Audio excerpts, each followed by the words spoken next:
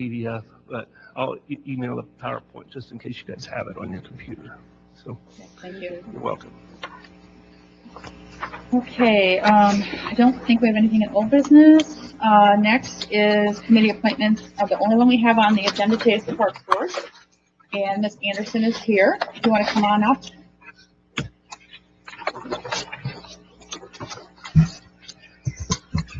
Good evening. I'm Nancy Anderson. I live at 4228 West 8th Street in Anderson.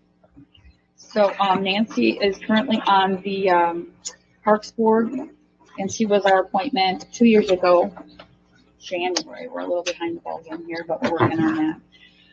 Is there did anybody else on the council have anybody else that reached out to them at all?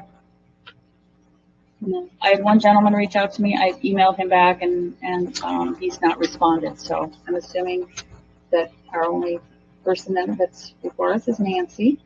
So do you guys have any questions for Nancy at all?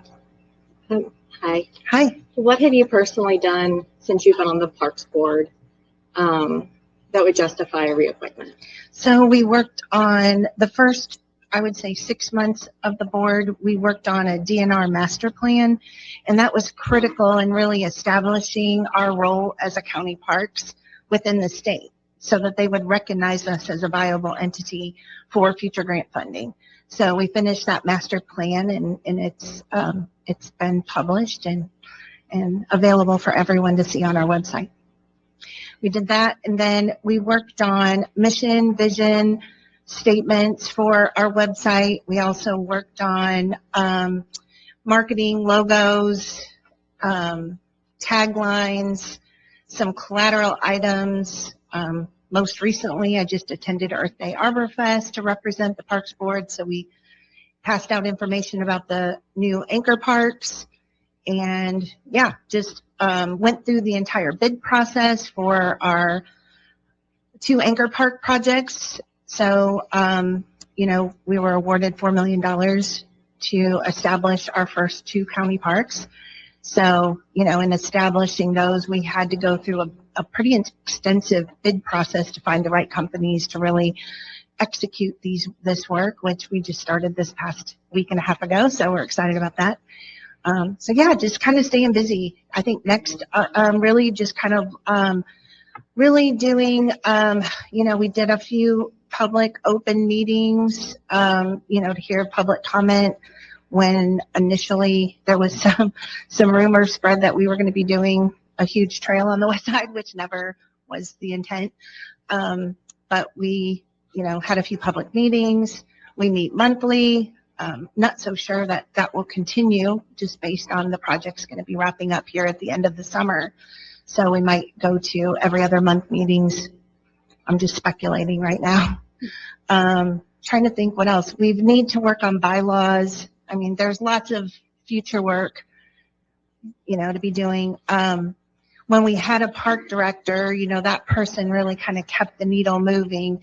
So, the last 2 months kind of slowed us down on some of the projects we had when it came to marketing and all of that. But we contracted with a marketing professional to kind of help us with that through the end of this year. So I work with her quite a bit.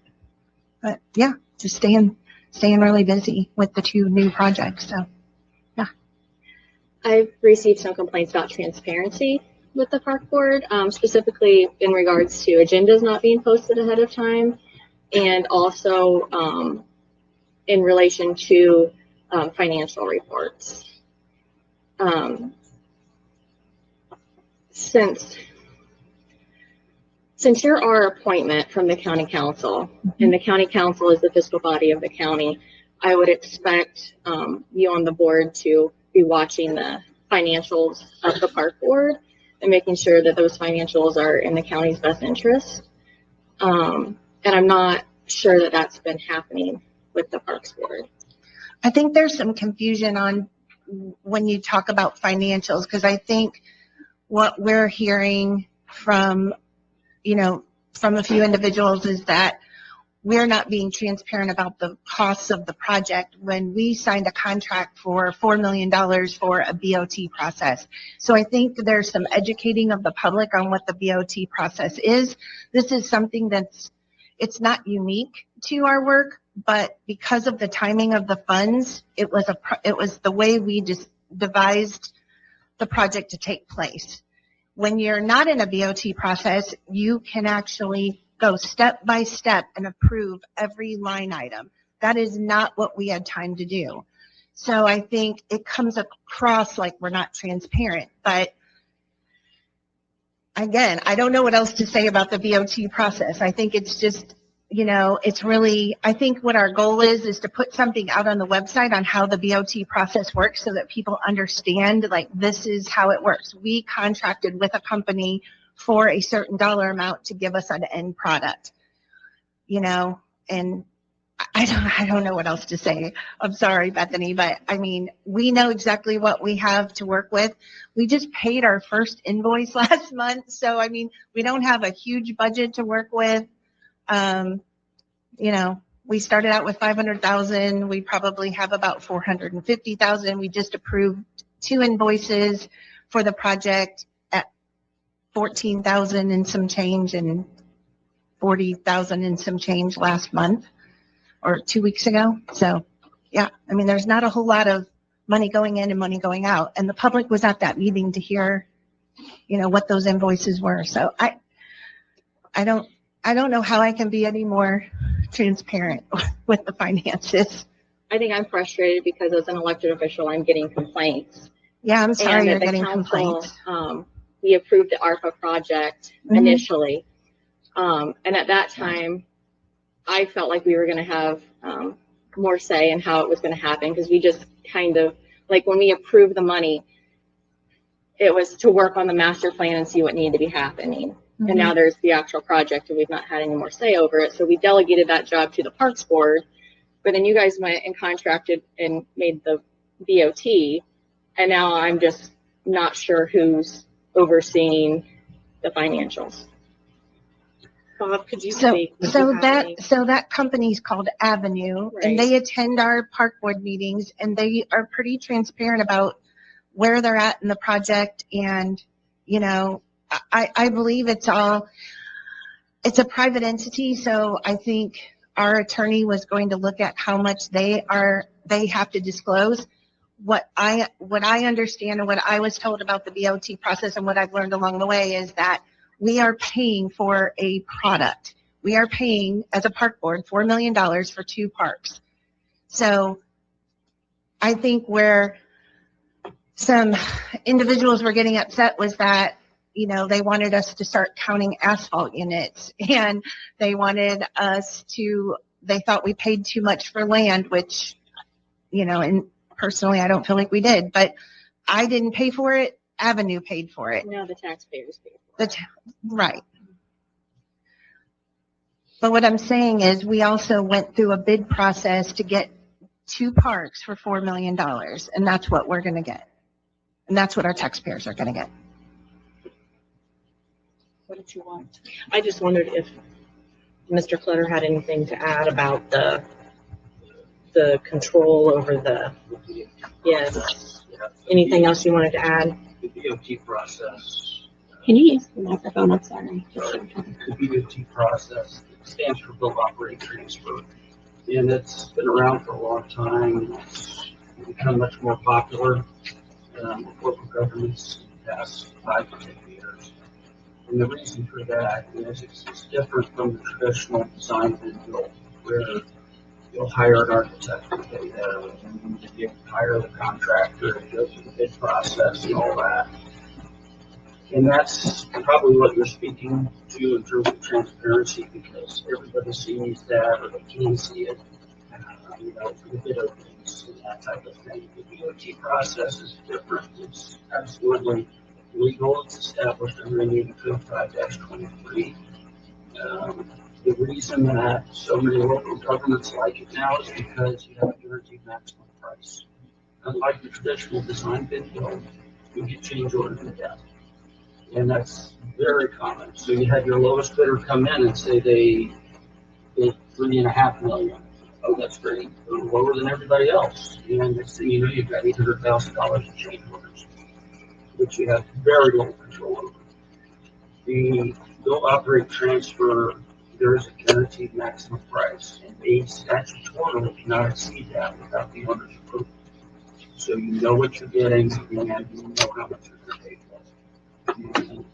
Now, that also has to go through a process. So what the Parks Board did, I believe, is they put out an RFP for any company that's interested in doing this, participating in the project, and will operate transfer. They interview those, whoever the applicants are, they respond to the RFP.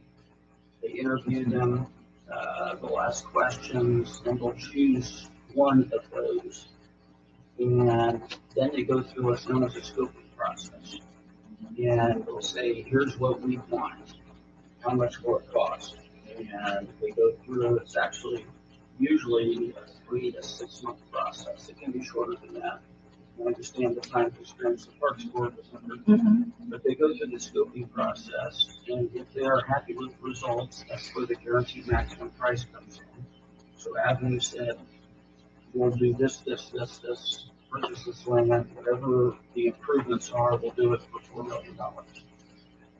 They then hold a public hearing, and they decide to award it to them. They don't have to, up until that public hearing and those contracts are signed, they can terminate the process anytime they want. If Avenue or somebody else had come in and said, we can't do it for less than $5 million, say, no, we're done. We can't do it for that. You've only got a fixed number.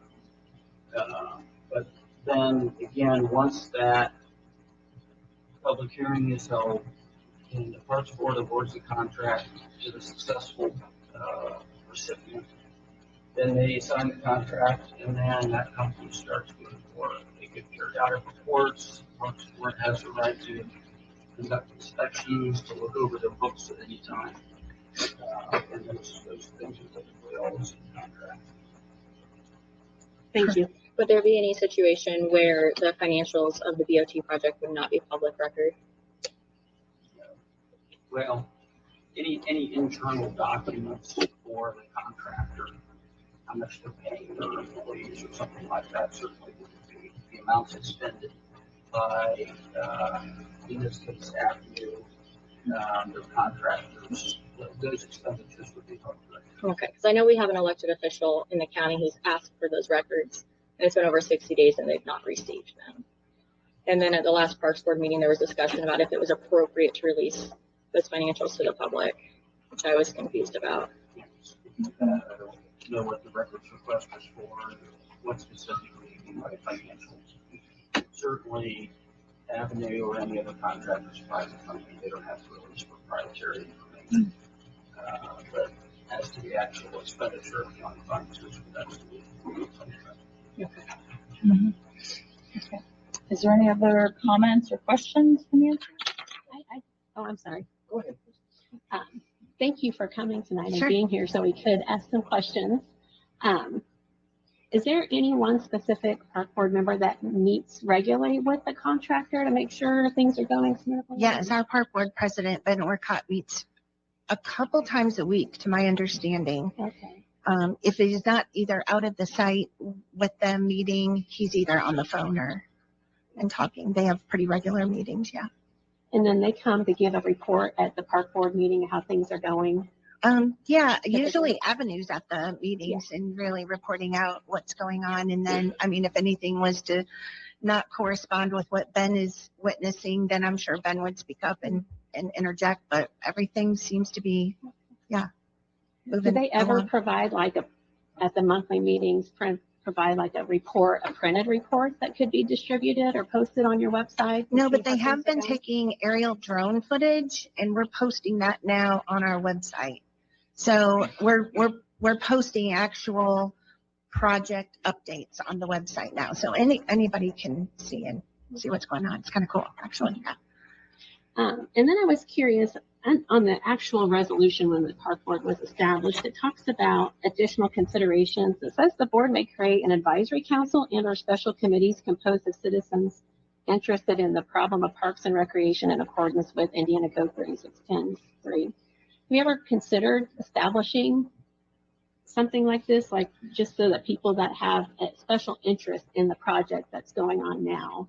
I didn't know if you knew that was in the actual. I mean, yeah, of course, yeah, but right now we're so hyper focused on the two projects, and that's where we've been. And now without a park director, yeah, it's the last 2 months have been a little challenging, but I will say that, yeah, that's obviously something we would love to do. Yeah, I think that would be great Yeah. for the specific different project that will be worked. Especially when we get into seeking, like additional funding opportunities, like whether those be grant funded or foundation funded projects, that would definitely be something we would be interested in, probably forming a committee to help with those fundraising efforts.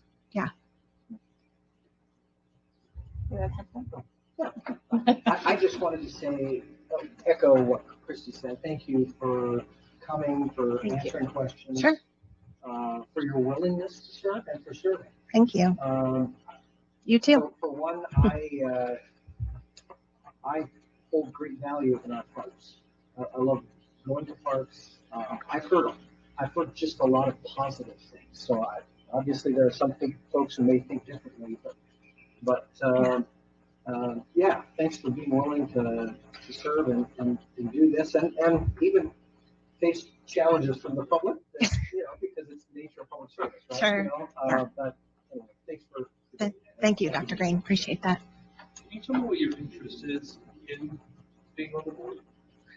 Yeah, I mean, so I work in the nonprofit field. Currently, for the past 13 years, I've been running a healthcare foundation. But prior to that, I just have a genuine interest in the environment. But my first kind of dipping my toes in the nonprofit, I started writing grants and was provided an opportunity to help DNR start an Indiana Urban Forest Council, which is started out as kind of like a watchdog group, environmental group for urban trees. I know everyone's going to get excited about this, right? But there was some pass-through money from the Farm Bill, and so it required some governance and watching over of those funds. And so they carved out some money to kind of start a membership organization of, basically urban tree lovers. And at that time in the late 90s, a lot of cities and towns were doing lots of you've heard of the word urban forestry, lots of urban forestry projects, street tree plantings. And I was just volunteering for the Anderson Tree Commission for about 7 years. And this position came open to be the first executive director. So I kind of jumped at it and worked with our National Tree Trust, the National Arbor Day Foundation, put on educational statewide events, really just learned a lot about trees and bugs and anything else that affects our urban forest here, and just loved it. I just absolutely loved it. And I did that for a number of years and wrote grants and stuff to really kind of support that work. Then, the climate kind of changed a little bit. Less and less funding came through for street tree projects. City of Anderson eliminated the urban forest position. It was during a time I was sitting on the Anderson Parks Board at the time. I was serving as president of the Parks Board. So, those were the real lean years, if you remember, 2008, 2009, when we were watching, our tax dollars and whatnot. And then we had to really make some serious cuts to parks, which was not fun. Then you saw a dip in decline in what our parks looked like. And then, we're back up on the high end of things now, where we've got some money to spend and people put a lot of interest in quality of life and quality of place type projects. And here I am again, I'll always advocate for green space and a healthy environment for people to enjoy. And so I'll always put myself out there for that. Okay, anybody else? So Jody, this is a 4-year appointment this time, is that Yes. correct? So initially it was 2 years. I didn't know that. Okay, it's 4 years. And Okay. now it's 4, and that's to Okay. help stagger, so not everyone's up at the same time. Correct. And then once we appoint for 4 years, no offense, but if Nancy would do something that the whole council disagreed with, can we remove and replace, or is it 4 years no matter what? The legislature just recently That's the They do. limits to that, and not reviewed thoroughly as they would by the park board, but as long as all of the appointing members stay the same, and it is not overruled for cause, by that, or some illegal act or something, then she would serve that 4-year appointment. But then, all 7 of you are still there. As it is this year won't be the case. Sorry, I can give you a better answer. It's okay. But I do remember seeing something about, at our last thing, we were at, It's a Todd, do you very remember? Yeah. unusual statute. And evolving, they seem to be changing, Yeah. for less control on the, Okay, is there any other discussion? Any other questions for Nancy? Did anybody watch the last Parks Board meeting before we vote? I'm just curious who watched it. I did. Okay. So I need a motion to, nominate Ms. Anderson from the board. I make a motion. Okay, there's a motion from Dr. Green. Can I have a second, please? I'll second it. Okay, any other discussion?